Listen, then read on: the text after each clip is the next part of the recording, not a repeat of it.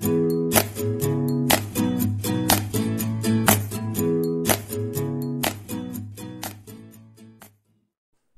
అండి, ఆహా all time డిసైప్స్కి స్వాగతం. ఈరోజు వీడియోలో రాగిపిండితో బందోసులు ఎలా తయారు చేసుకోవాలో చూద్దాం.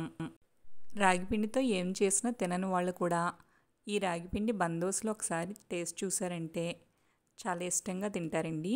ఇవంతా బాగుంటాయి. ఇవి కొంచెం సాఫ్ట్గా ఉంటాయి. ఇప్పుడు వీటిని ఎలా తయారు చేయాలో చూద్దాం.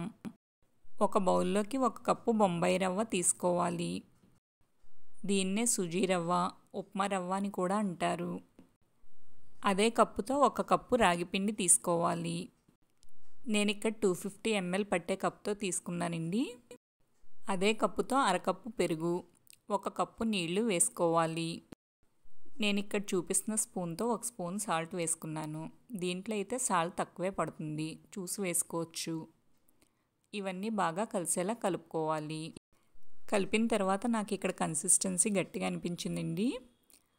అందుకే నేను ఇక్కడ 3 నుంచి 4 టేబుల్ స్పూన్ల నీళ్లు వేసుకున్నాను. నీళ్లు పిండి బాగా కలిసేలా కలుపుకోవాలి. నీళ్లు మరీ ఎక్కువ వేసుకోకూడదండి, చూసి వేసుకోవాలి. పిండి కన్సిస్టెన్సీ మరీ గట్టిగా కాకుండా అలానే మరీ పలుచగా కాకుండా ఇక్కడ చూపిస్తున్న విధంగా కలుపుకోవాలి. దీని మీద మూత పెట్టుకొని 15 నుంచి 30 నిమిషాల పాటు పక్కన పెట్టాలి. నేను ఇక్కడ 1 అవర్ తర్వాత మూత తీసి చూస్తున్నానండి.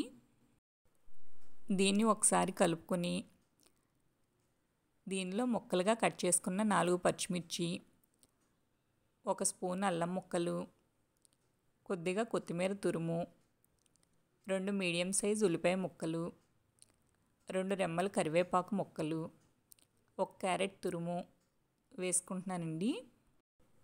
ఇవన్నీ ఇన్నే వేసుకోవాలని ఏం లేదండి, మీ ఇష్టాన్ని బట్టి కొంచెం ఎక్కువ కానీ తక్కువ కానీ లేదంటే వేసుకోకుండా కూడా ఉండొచ్చు.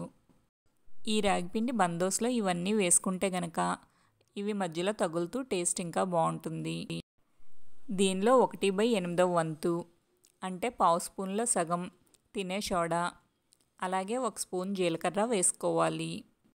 అన్నీ కలిసేలా కలుపుకోవాలి. అన్నీ బాగా కలుపుకున్న తర్వాత దీన్ని పక్కన పెట్టుకుని స్టవ్ మీద ప్యాన్ పెట్టుకోవాలి. దీనిలో 1 స్పూన్ నూనె కానీ నెయ్యి కానీ వేసుకోవాలి. నెయ్యి కరిగిన తర్వాత పిండిని ఇక్కడ చూపిస్తున్న విధంగా ఒకసారి గరిటెతో కలుపుకొని గరిటెన్నర పిండి వేసుకోవాలి. నేను ఇక్కడ చిన్న గరిటె కాబట్టి 1.5 గరిటెలు పిండి వేసుకుంటున్నానండి. మీరు మీకు కావాల్సిన సైజుని బట్టి పిండి వేసుకోవచ్చు. ఈ బందోసుల్ని మరీ పలుచగా కాకుండా కొంచెం మందంగా వేసుకుంటేనే టేస్ట్ బాగుంటుంది. ఇది నాన్ స్టిక్ ప్యాన్లోనే కాదండి, మామూలు ప్యాన్లో కూడా వేసుకోవచ్చు. దీన్ని ఒకవైపు కాలిన తర్వాత మరొక వైపుకి టర్న్ చేసుకోవాలి.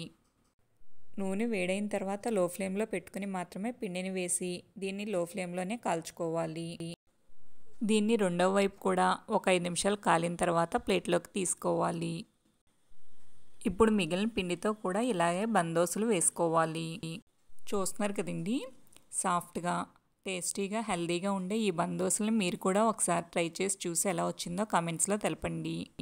మీకు ఈ వీడియో నచ్చితే లైక్ చేయండి, షేర్ చేయండి. మా ఛానల్ని ఫస్ట్ టైం చూస్తుంటే సబ్స్క్రైబ్ చేసుకోవడం మర్చిపోకండి.